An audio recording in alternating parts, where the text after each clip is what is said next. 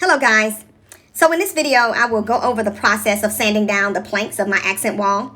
Unfortunately, I did not video or record myself putting up the planks because I did not have the equipment required to do so. But in this case, we'll start from here. I am sanding down each of the planks to make sure that they're smooth, they're consistent across the wall, making sure that there are no uneven spots. Also trying to smooth out some of the wood planks itself. This is tedious. It was quite dusty. I had just finished working out on my Peloton and decided to go ahead and get this part done because I really wanted to get to the painting this weekend. So as you can see, I am sanding down each of those planks, making sure that it's smooth all across the wall.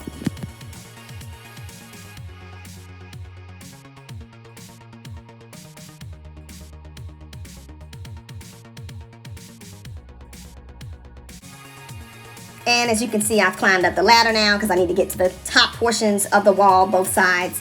But it was really getting into the groove, making sure that I sand down each of the planks for it to be consistent across. I think it just looks way better finished, especially with the smoothing down the planks and making sure that they're even across the board.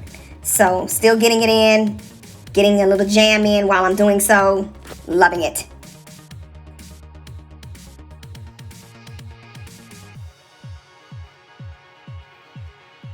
Things that I did not do that I should have done, and you'll recognize it later on in the video, was that I should have added a second layer of the paper at the top of the ceiling because I actually got some paint on the ceiling, but I ended up correcting that with a roller brush. Oh my God, I hate prepping, but I know it is required for a nice finish along with the clean lines.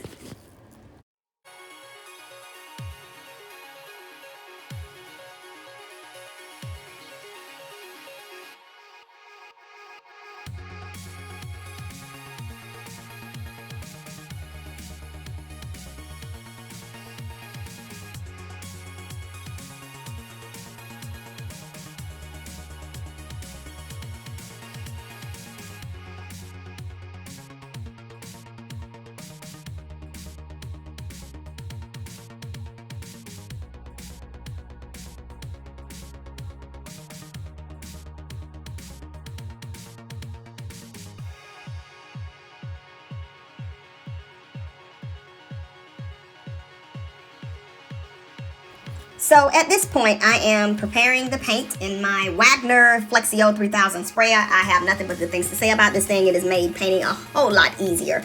Really love it. It works with all types of paints, whether you have a stain, latex, oil-based, semi-gloss. It works wonders for the wall.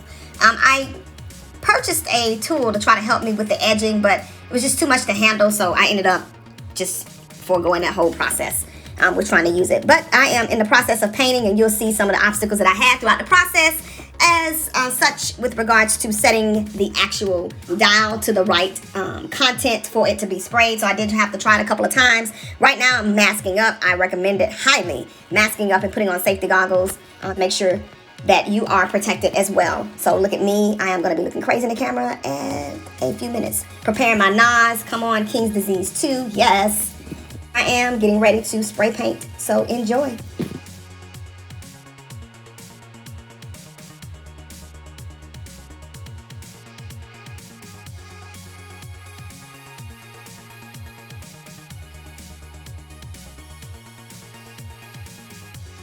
Mask on. Hello world. So at this point I did a test run. Yes, I would have normally started from the corner, at least from the bottom, and worked my way up. But I was really trying to make sure I had the correct amount of pressure for the sprayer to work. And so I decided to start in the middle just to get a little test run. And once I figured it out, I had this actually set on 7 for wall coverage. It worked wonders, and I was really able to get into the groove. I did have to stop a few times to add paint, of course, because I believe that the container is only a quart.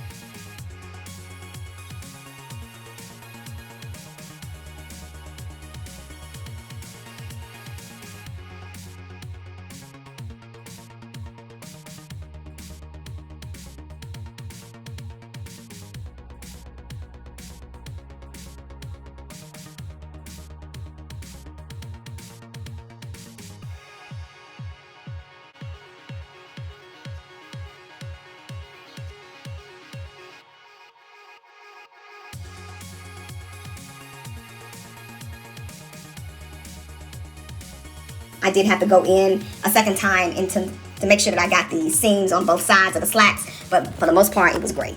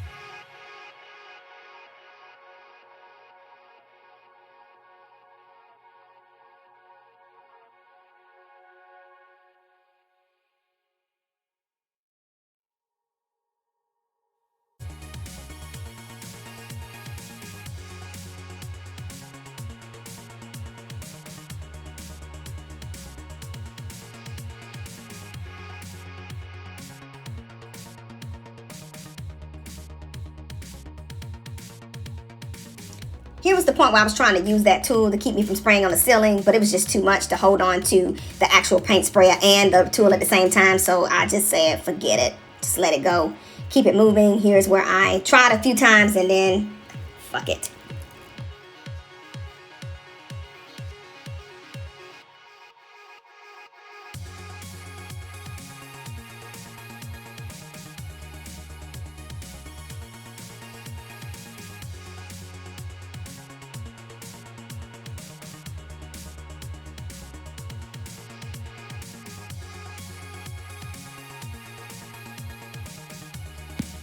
Key point, make sure that you're able to get the correct amount of paint. I thought that I would be able to get this job covered with just a couple of quarts, but I ended up having to stop. You'll see where it really started to get sparse, and I ended up having to stop, go back to Lowe's, pick up another gallon this time, and then come back and finish the job. But, oh well, things happen.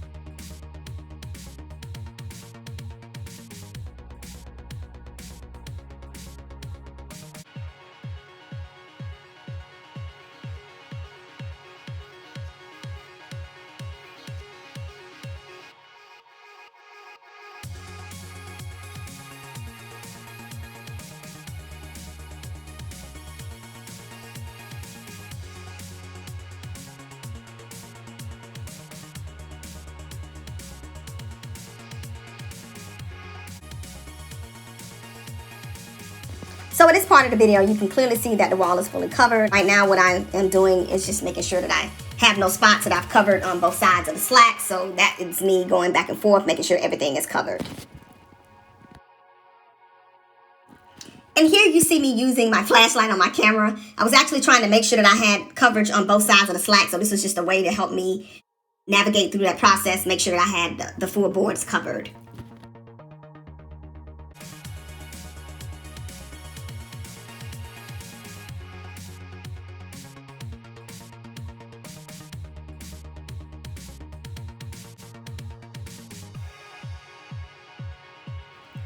So at this point, I was done. I looked at it. I liked it initially, and then I decided to do something else.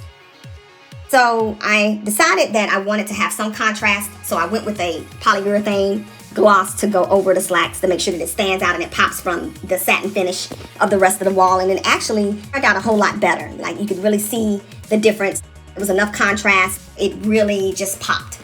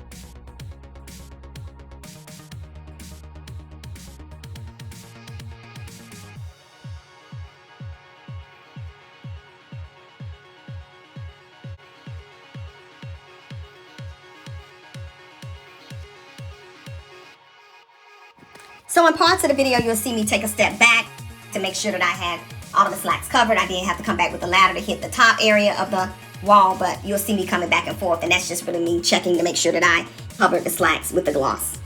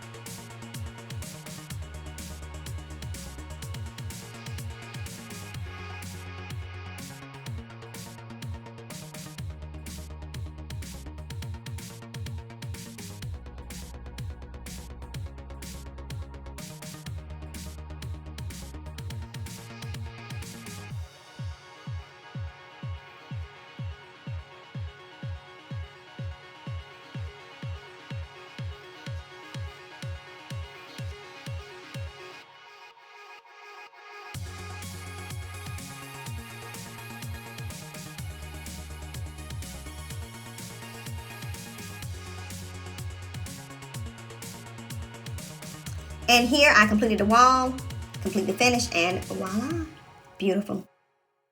Thanks for joining.